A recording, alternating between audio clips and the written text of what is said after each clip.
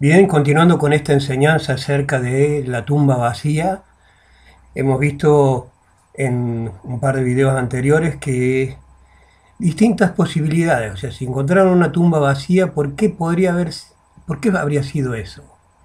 Había distintas posibilidades. La primera que consideramos es que la hubieran robado los enemigos de Jesús. La segunda es que los mismos discípulos la hubieran robado para luego decir que Jesús había resucitado. Y la tercera que vamos a considerar, y que es la que en este video nos compete, es si Jesús estaba realmente muerto. Si Jesús realmente había muerto cuando lo clavaron en la cruz, ¿sí? Sabemos que se desvaneció bueno, luego lo bajaron de la cruz, lo metieron al sepulcro. Entonces hay una teoría que sostiene que Jesús realmente no estaba muerto, sino que se había desmayado y cuando estando en la tumba, el aire fresco de la tumba lo revivió. Entonces se levantó y se fue. Eso sostiene esta tercera teoría que nosotros vamos a considerar. Jesús no estaba muerto, sino que se fue, se despertó y se fue. Entonces la pregunta es, ¿cómo hizo para mover la piedra? ¿Cómo pudo Jesús mover semejante piedra que estaba obstruyendo la salida de la tumba? Recordemos que la tumba era una cueva labrada en la roca y que a su vez tenía una tapa, una puerta, que era una piedra gigantesca. Entonces, el tema de poder mover la piedra se complica por el hecho de si uno tiene que considerar la debilidad física de Jesús. Todo lo que experimentó en esos últimos días, en esas últimas horas antes de morir. La tumba la encontraron vacía el domingo a la mañana. Había una guardia, entonces muy probablemente domingo de madrugada, tal vez sábado, no, especulemos un poquitito, pero para sacar la cuenta de cuántas horas habría estado Jesús sin recibir alimento físico. Probablemente su última comida fue la Santa Cena, esa noche que comió la Pascua con sus discípulos en el aposento alto y que ahí les instituyó la Santa Cena, les habló del pan y el vino como símbolos de su cuerpo y de su sangre. Entonces probablemente esa podría ser su última comida, porque de ahí fue a orar, luego de la Santa Cena, fue a orar al huerto de Getsemaní, ahí lo arrestaron, y bien, cuando uno lee el trato que le han dado a Jesús durante su arresto, el traslado y todo lo demás, no creemos que haya sido muy humanitario ese tiempo que estuvo encarcelado, que le hayan dado 3 comidas por día, que hayan cuidado y velado por sus necesidades físicas. Así que probablemente su última comida fue esa noche de jueves. Otra cosa que causaría debilidad es los golpes y azotes recibidos. Fue azotado repetidas veces, los romanos utilizaban un látigo corto que tenía 7 tiras y plomos en las puntas, con los cuales cada vez que golpeaban a alguien con ese látigo, las puntas de plomo penetraban la carne del azotado, del golpeado, y cuando sacaban el látigo salía rompiendo y desgarrando la carne del que era castigado de esa manera. Digo golpes también por, bueno, golpes de puño, insultos, los escupitajos, lo golpearon con vara también. Todo eso redundó en un debilitamiento importante. Otra cosa que le habría causado debilidad es la corona de espinas y el dolor intenso de tener esa corona, ese simulacro de corona en su cabeza, las espinas incrustándole en su frente, en su cuero cabelludo, la sangre que habría perdido a causa de todos estos tipos de heridas mencionadas anteriormente, habrían provocado bastante debilitamiento. Después de eso, el tener que cargar la cruz hasta el Monte Calvario, ¿sí? Cuenta el relato bíblico que mientras Jesús iba llevando la cruz, llevando el madero, se cayó repetidas veces y por eso los soldados romanos llamaron a alguien que era un espectador, Simón de Cirene, para que llevara la cruz, para que llevara el madero hasta el Monte Calvario. Entonces todo el trayecto de la vía dolorosa también habría implicado más debilidad física. Y después de haber sido clavado en la cruz, dice que habría estado más o menos desde las 9 de la mañana y hasta las 3 de la tarde, 6 horas en la cruz, con todo lo que eso implica, las distintas partes de su cuerpo acalambrándose, la imposibilidad de respirar, y estaría seguramente tremendamente debilitado. Entonces la pregunta es, ¿cómo pudo mover la piedra? Veamos un poquito cómo era la piedra.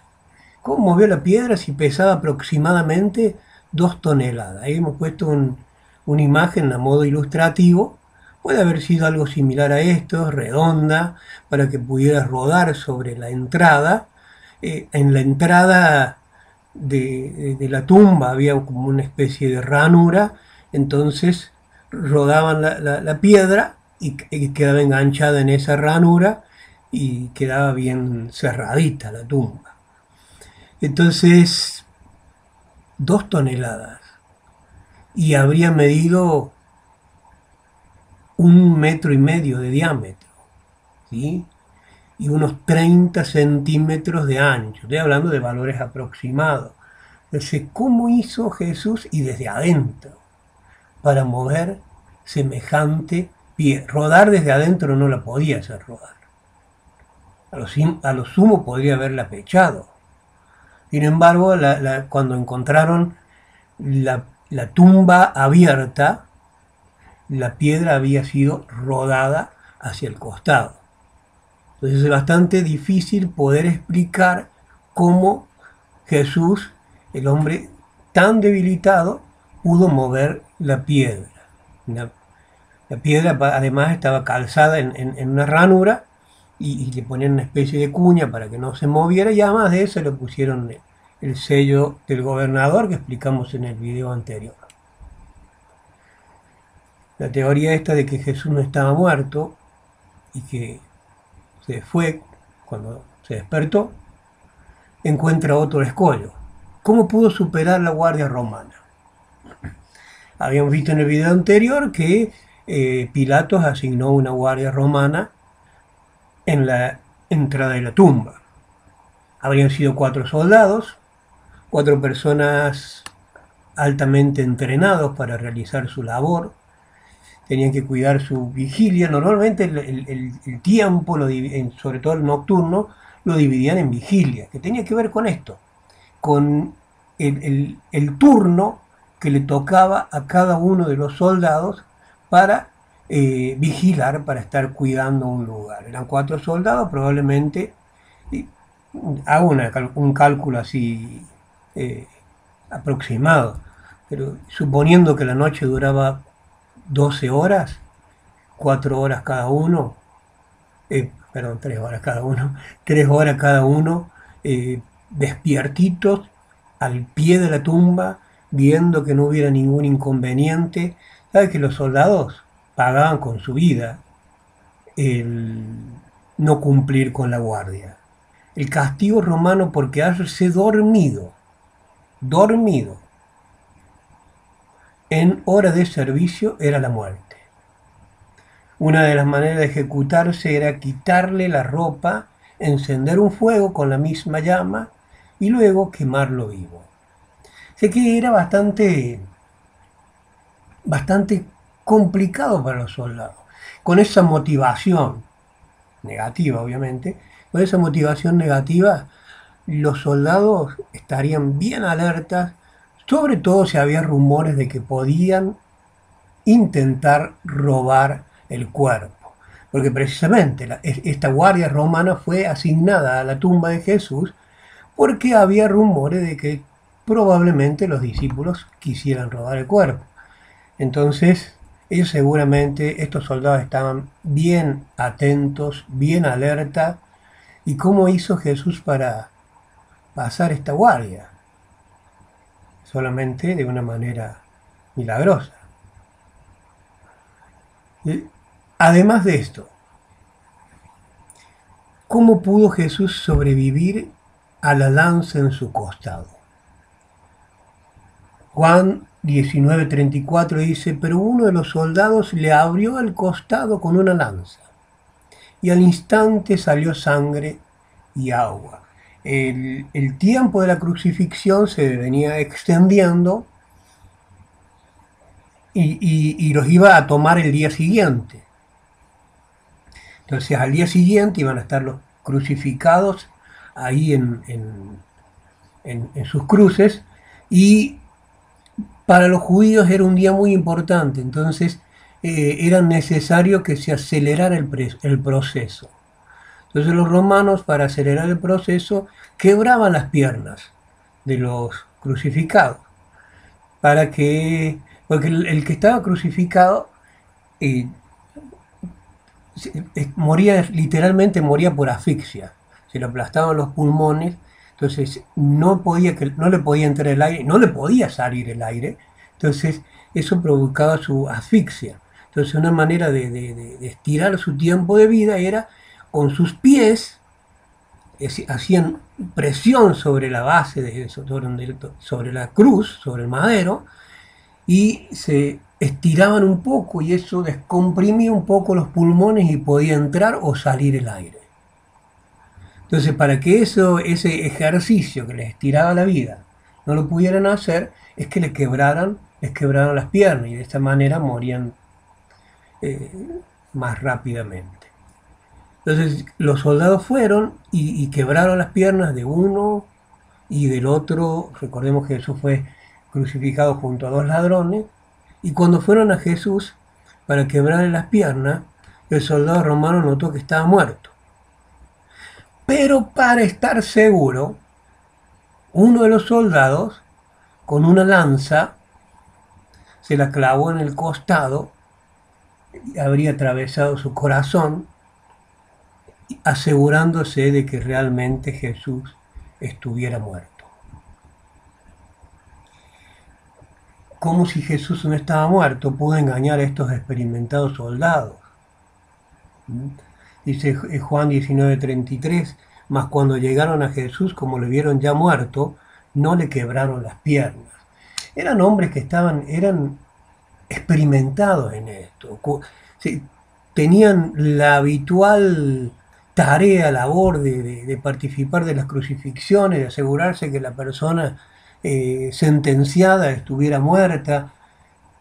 Entonces, ¿cómo pudo pasársele? Tal vez a alguien que no está acostumbrado a tratar con personas moribundas, con alguien que está muerto o no, se nos pueda pasar, pero a ellos prácticamente imposible. Entonces podemos llegar simplemente a una conclusión, y es que Jesús realmente murió en la cruz. Que no es que despertó, se levantó de ese agobio, de ese desvanecimiento cuando estuvo en la tumba y que realmente no estaba muerto. O sea, eso es una teoría que no tiene asidero por las evidencias que hemos presentado. Verdaderamente Jesús murió en la cruz. Cuando le quisieron a quebrar las piernas, él ya estaba muerto. Y para asegurarse, atravesaron su costado. Entonces, una pregunta para cerrar esta serie de estudios.